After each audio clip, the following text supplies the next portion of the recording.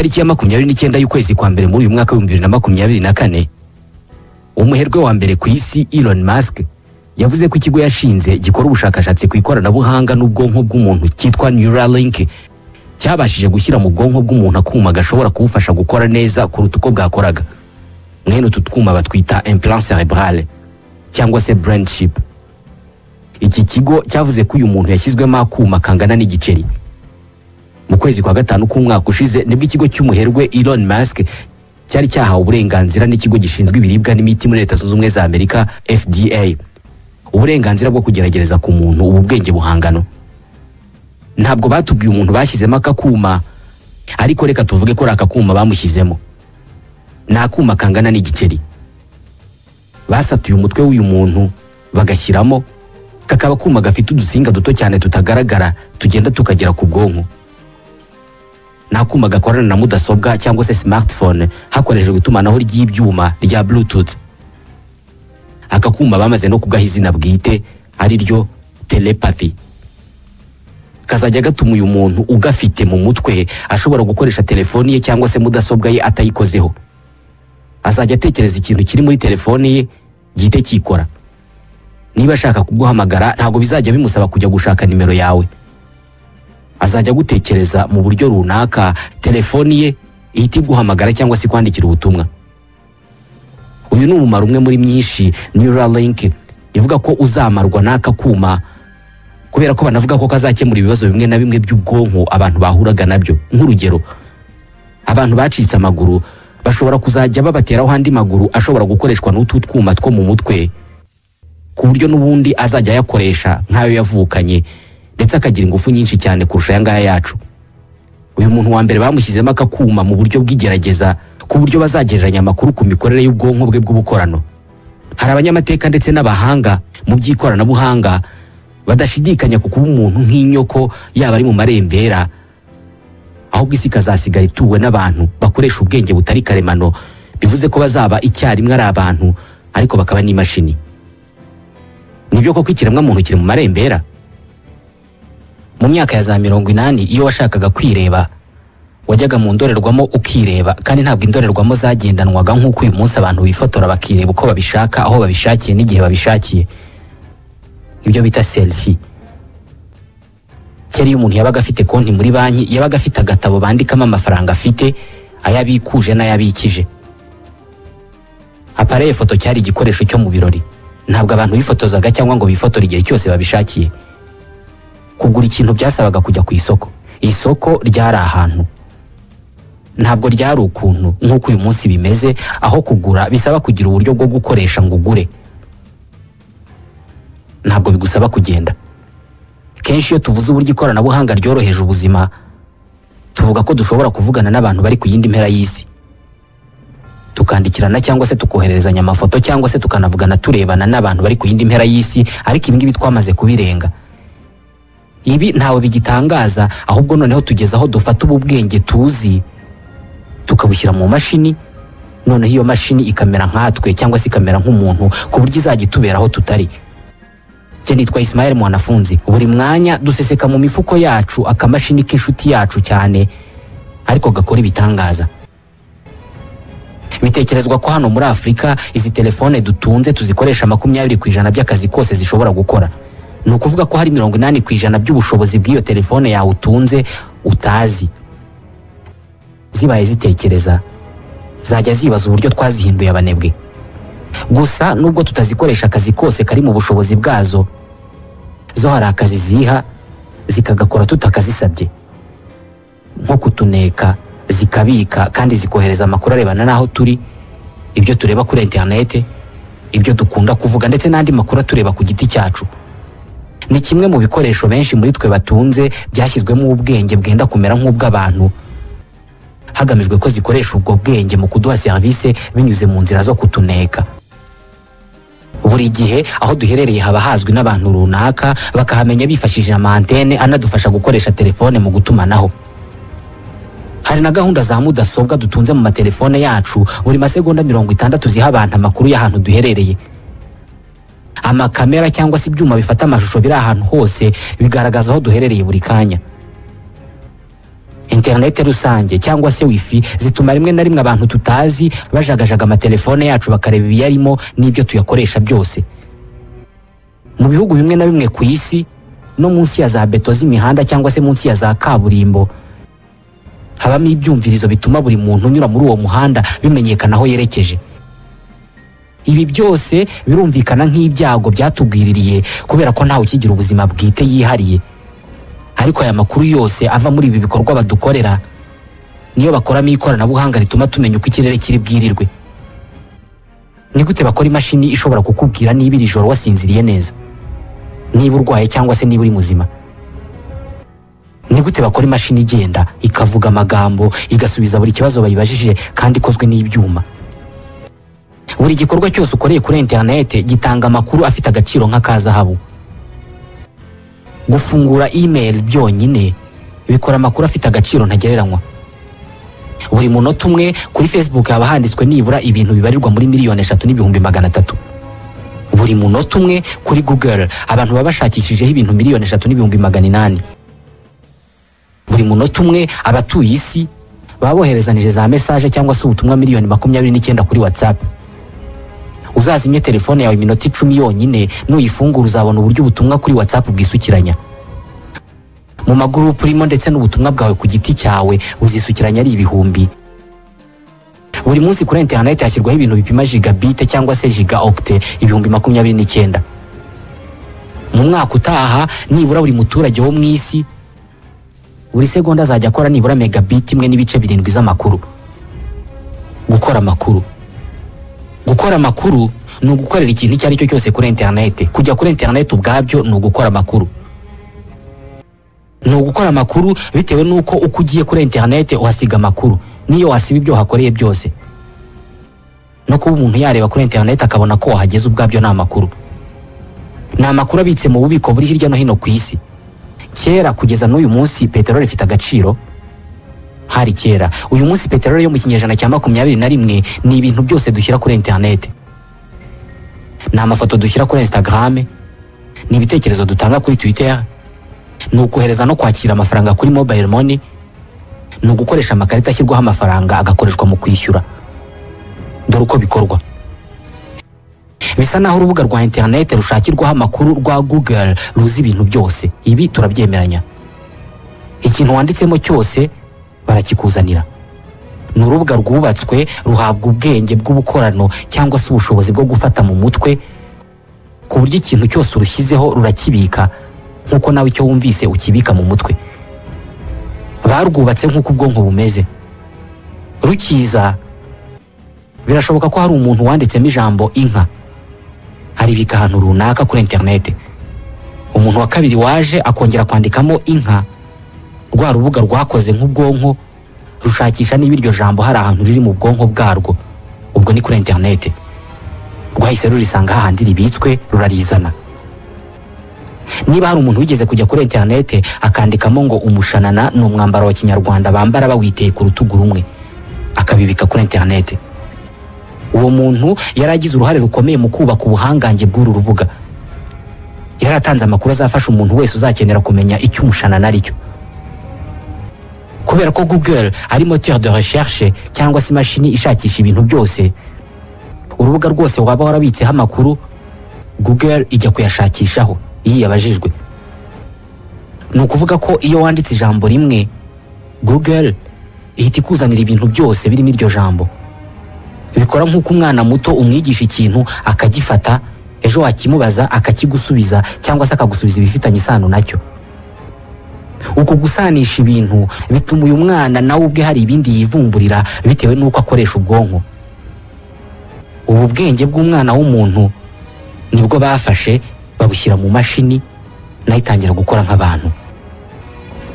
Uko izi mashini tuzirundamo amakuru menshi turi benshi, zigenda ziyahuza zikagura ubwenge bwazo.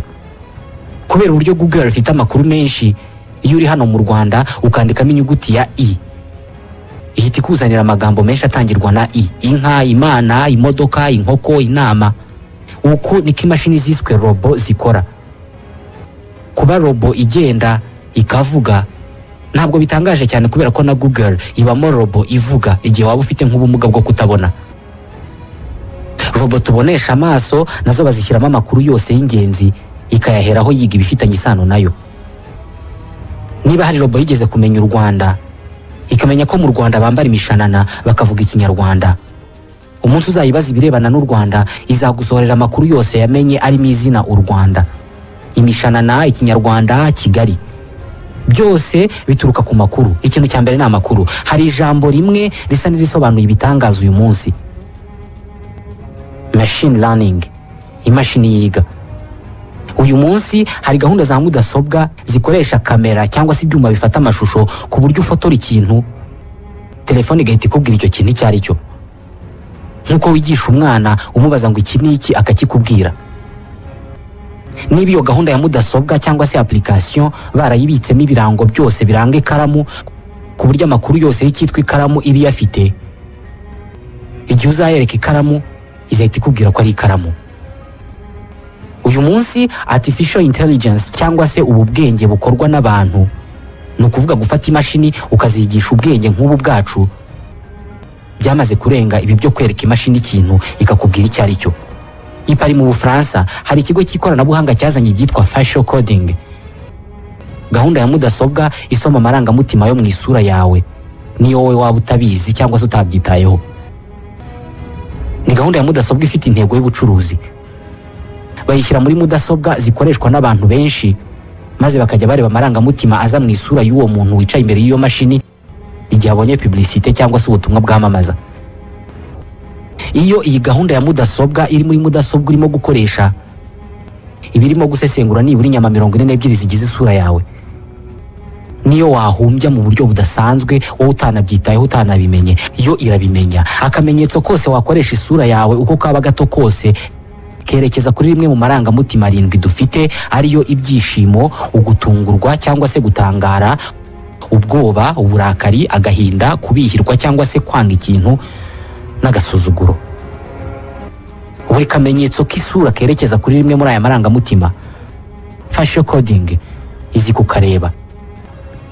Mudasobwa urimo kureberaho publicité ibika ibihe wagaragajemo kwishima cyangwa se kurakara, ikabibika mu bubiko bwayo, ba nyirayo bakaza kureba niba wakunze icyamamajwe cyangwa se niba wacyanze, bakaba bamenya n'igice cyakubihiye icyo ari cyo bitewe n'umunota imashini yagaragaje ko utishimye cyangwa se wishimye. Ni Emmanuel Jean-Michel Frédéric Macron, perezida w'Ubufaransa. Hari mu 2017 mu biganiro mpaka kuri televiziyo yiyamamariza kuyobora Ubufaransa. We n'abandi bakandida bakoreshejwe iyi gahunda ya mudasobwa hagamijwe kureba niba bishimira, barakazwa, bababazwa cyangwa se basuzugura bimwe mu bibazo babazwa cyangwa se abo bahanganye. Mbese hashakwaga kurebwa amarangamutima bagaragaza imbere y'abo bahatanye cyangwa se imbere y'ibibazo babazwa n'abanyamakuru. Dukoresheje facial coding twashoboye kubona ko umukandida wagaragazaga amarangamutima menshi mu biganiro mpaka yari Jean-Luc Mélenchon, umukandida wagaragazaga amarangamutima y'uburakari cyane yari Marine Le Pen, umukandida wagaragazaga ingufu no gushaka kumvisha abantu ibyo avuga yari Macron. Kuva mu kwezi kwa gatatu mu 2017 aba bashoboraga kubona aya marangamutima yose yavugaga. Byumvikane ko uzatsinda amatora bamukekaga bakoresheje iyi application cyangwa se gahunda ya mudasobwa ya facial coding. Mu byitwa algoritme ariyo nzira inyurwamo bubaka gahunda ya mudasobwa, mu nzira banyuzemo bubaka iyi facial coding bashyizemo amakuru menshi y'uburyo amasura ahinduka mu kugaragaza amarangamutima. Ibi bituma ikimenyetso wakoresha isura cyose iyi algoritme cyangwa se gahunda ya mudasobwa isanga ikizi kubera ko yagishyizwemo cyangwa se yashyizwemo igisa nayo, igahita ibyereka barimo kuyikoresha. Iyo ushaka ko gahunda ya mudasobwa yawe cyangwa se application iba ikomeye cyangwa se ikagira umwihariko, uyishyiramo amakuru menshi. Imbuga za internet zikomeye mu isi ni zifite amakuru menshi. Abami b'amakuru kuri internet babita GAFA. GAFA ni impine y'amazina y'ibigo bine bikomeye ku isi: Google, Amazon, Facebook na Apple. Ni ibigo bine mu isi bicuruza serivisi z'ikoranabuhanga mu itumanaho, bibitse ijanisha rinini ry'ibintu byose bigiye kuri internet. Byinshi mu bintu dushyira kuri internet birangiriza urugendo rwabyo mu biganza by'ibi bigo. Muri bo Google niyo yitaye cyane ku bwenge bw'ubukorano cyangwa se kwigisha imashini gukora nk'abantu, artificial intelligence. igihe navugaga ko kugira ngo ugire gahunda ya mudasobwa ikora nk'ahize ubwenge bisaba kuyiha amakuru menshi, dore ibyo navugaga. Imashini ntabwo ziga nk'abantu, ziba zikeneye guhabwa ingero nyinshi kugira ngo zumve kandi zisobanukirwe ikintu runaka. Nk'urugero, iyo urimo kwigisha mudasobwa kumenya injangwe icyo ari cyo, uba ugomba kuyereka amafoto menshi y'injangwe. Ubutaha iyo uyeretse ifoto nshya y'inyamaswa, ihita ijya gushaka mu bubiko bwa za njangwe ngo urebe ko hari iyo bisa. Iyo isanze bimeze kimwe nibwo ihita ikwandikira ngo iyi ni injangwe. I am in the great city of Kigali, Rwanda. Iyi ni imashini yitwa Sophia, ikoze nk'umuntu mu gihagararo no mu bice biyigize, bayita humanoide. Aya magambo bayibazaga nayo ikayasubiza idategwa kandi ari ibisubizo bifatika, kandi nta muntu uyivugiramo cyangwa se ngo abarimo kuyikoresha. Yabishobozwaga nuko ubwonko bwayo ari gahunda ya mudasobwa ikozwe n'amakuru menshi cyane. Niba ushobora gukoresha telefone yawe kuri interinete maze ikakwereka ko aho hantu uherereye muri ako kanya ari ku Kacyiru, bitewe nuko hari antene yayihaye umurongo urimo gukoresha iherereye aho ngaho ku Kacyiru, biranoroshye cyane kubaza imashini ikoze nk'umuntu cyangwa se robo ngo aha ngaho uri ni hehe, igahita yakubwira itibeshye, kubera ko mu biyikoze harimo gahunda ya mudasobwa igaragaza amerekezo. Mushobora kuganira ukayibaza ibyo ushaka byose ikagusubiza, kubera ko bayishyizemo amakuru arebana n'ingingo nyinshi z'ubuzima, kandi uko ikoresheje amwe muri ayo makuru yunguka andi menshi mashya. Hari ibigo by'ikoranabuhanga byamaze gukora gahunda ya mudasobwa ishobora gufasha abantu kutigora bongera gukoresha abafasha cyangwa se aba assistant mu kazi kabo cyangwa se abasekreteri. Uyu yabazaga telefone ye isaha inama yatumiwemo iri butangirire. Yitwa Beshad Bezadi, ayobora itsinda ryakoze gahunda ya mudasobwa ikora nk'umusekreteri. Ntabwo yakuzanira icyayi cyangwa se ngo ikuzanira amadosiye runaka mu bindi biro, ariko ni gahunda ya mudasobwa cyangwa se application ushyira muri telefone ikakwibutsa ibintu byose wapanze gukora uwo munsi. Ni ubwoko bwa gahunda ya mudasobwa ivuga. Kugira ngo izagukorere nk'uko umuntu yagukorera, birahagije kuyibwira nk'urugero uti ikipe y'umupira w'amaguru nkunda ni FC Barcelone. Ihita igusubiza kubera ko yakozwe ku buryo iyo uyibwiye udashyizeho akabazo cyangwa se agatangaro ubwo uyimenyesheje, nayo ihita igusubiza. Rero ishobora kukubwira iti Okay, I'll remember that you said my favorite team is Barcelona. Nibyo, nzahora nibuka ko wambwiye ko ekipe y'umupira w'amaguru ukunda ari Barcelone. Ihita ibibika. Guhera ubwo ntabwo bizongera kugusaba gusubiramo Barcelone. Nuvuga byonyine ngo ekipe yanjye, izahita imenya ko uvuze Barcelone, kuko hari gahunda ya mudasobwa iba yarashyizwemo amakuru yose y'ingenzi, nko kumenya amakuru agezweho y'imikino, kumenya uko ikirere gihagaze, kumenya ibyo Washington Post yanditse. Ushobora kubaza iyo mashini yawe cyangwa se iyo gahunda ya mudasobwa iri muri telefone yawe uti ekipe yanjye izakina ryari, kubera ko ikora nka Google, izahita ikubwira amakuru yose arebana na ekipe yawe, kubera ko ijambo ekipe irihuza na Barcelone yabitse nka ekipe yawe. Ushobora kuyibaza uti Washington Post yanditse iki, izakubwira ibyo Washington Post yanditse byose, bitabaye ngombwa kusoma cyangwa se uhindura amapaje nk'uko tubigenza dusoma ibinyamakuru. Mu yandi magambo, ni umusekreteri uri muri telefone yawe. Inshingano y'ingenzi n'umumaro w'ingenzi ushakwa mu bwenge abantu bikorera cyangwa se intelligence artificielle ni ukwigana imibereho y'umuntu cyangwa se kumusimbura aho biri ngombwa. Niba kugira ngo umuntu agire ubwenge bisaba ko bamwigisha akivuka, bakamwigisha gutera intambwe, bakamwigisha kuvuga, bakamwigisha amazina y'ibintu abona hafi aho, ibyo yabimenya bakamujyana ku ishuri aho yiga ibindi byisumbuyeho nko kudoda, guteka, gukoresha mudasobwa n'ibindi. Ibi byose umuntu abyiga kubera ko afite amakuru. Kugira ngo umwana amenye ko isahani yitwa isahani, nuko aba ayibona aho ngaho, akongera akayibona, akayibona kenshi. Kugira ngo amenye kuvuga ijambo, nuko arisubirirwamo kenshi. Uko abisubirirwamo abwirwa n'ibindi bishya, birangira wa mwana abaye intiti uko agenda amara imyaka myinshi ku isi.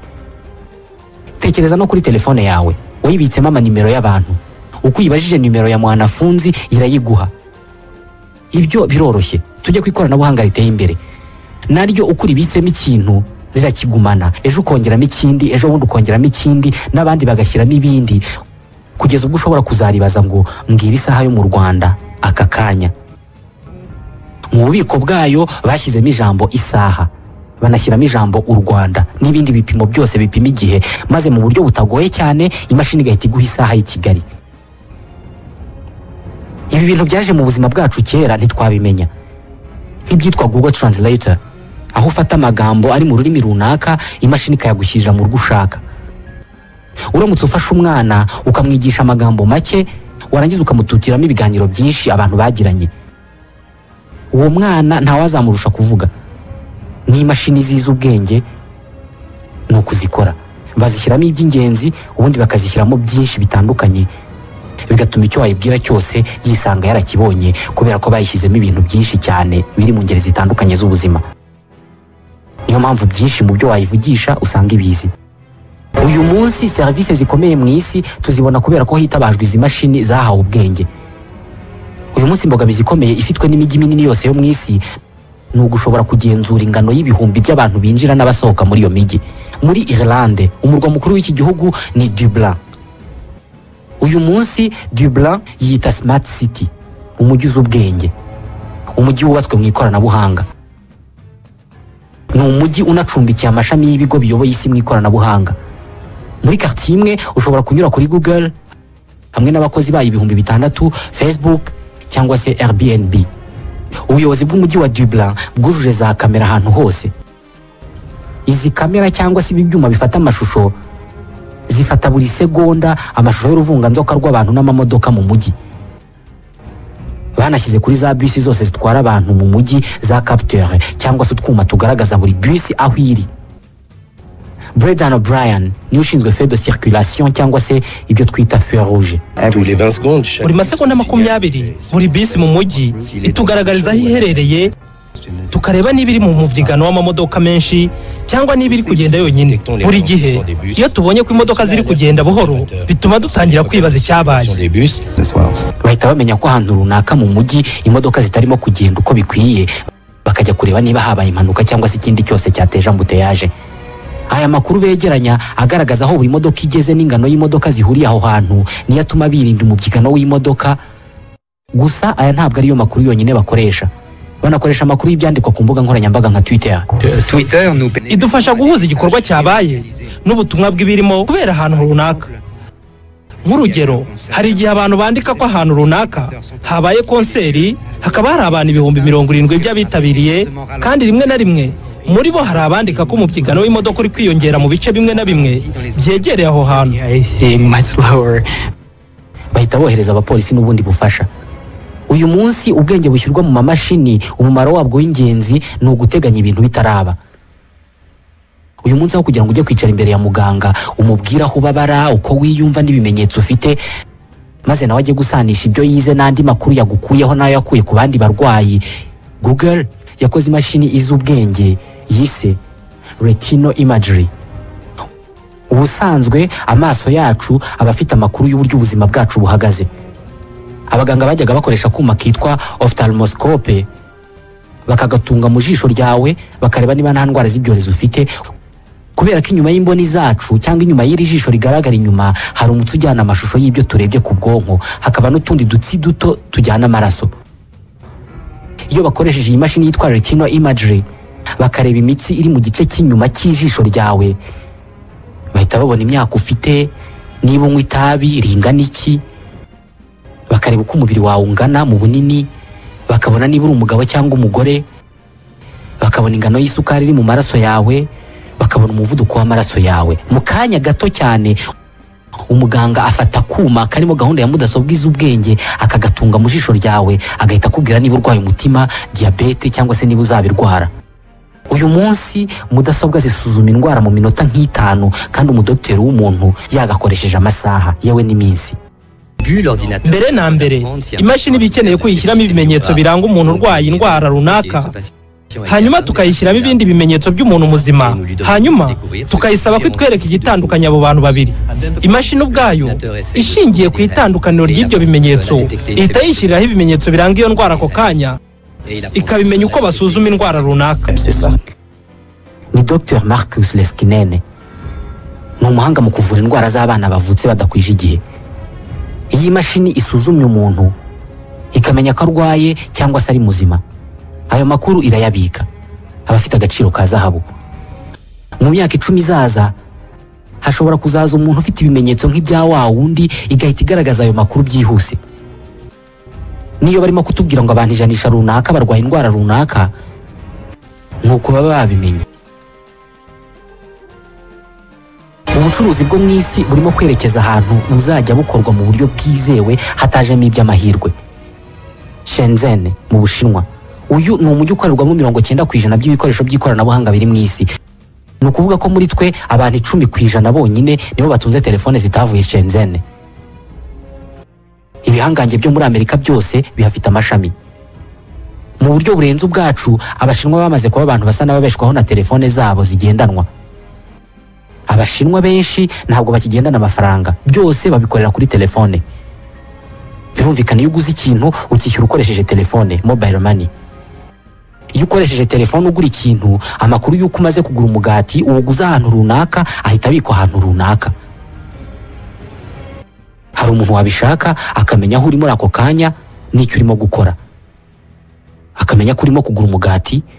Biba binashobora gukekwa ko uhise ujya mu rugo, kubera ko ntabwo ari abantu benshi bagura umugati bagiye ku kazi, bagura batashye.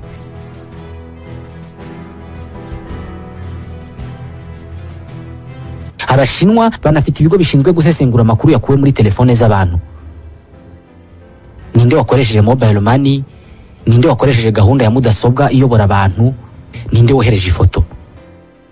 Hari nk'ikigo cyitwa Talking Data, ni ikigo gisesengura amakuru yose ava muri za smartphone z'abantu. Umubare w'amakuru basesengura kuwumva byonyine bisa n'ibiwongerera agaciro. Buri kwezi bakira amakuru avuye muri smartphone 731,000,000. Aba bazi icyo buri wese mu batuye Shenzhen akoresha telefone ye. Bitewe n'amakuru dukura mu matelefone y'abantu, tuba dufite ubushobozi bwo kumenya icyo buri muntu ari gukora. Iyo ubonye telefone yegereye centre y'ubucuruzi, uhita umenya ko uwo muntu ashobora kuba arimo guhaha. Iyo ari ahantu muri parike, umenya ko ari mu kiruhuko. Iyo ubona telefone igenda cyane, umenya ko umuntu ashobora kuba ari umucuruzi. Ibi bituma bategura amatangazo yo kwamamaza bazi neza uwo bayahaye n'icyo akora. Nk'amaresitora yifashisha iki kigo kikayaha amakuru y'ahantu heza ho gushinga resitora, bitewe n'abantu bahaba abaribo n'ibyo bakora. Uyu munsi amakuru aturuka muri za mudasobwa arakomeza kwiyongera, bitewe n'uko za gahunda za mudasobwa cyangwa se za application nazo zikomeza kuvuka hafi buri munsi. Uko tuzikoresha niko dukomeza kugaburira iri koranabuhanga amakuru menshi, akomeza kuryongerera ububasha buzatuma rikora ibitangaza tutigeze tubona mbere. Mbashimiye ko mwadukurikiye.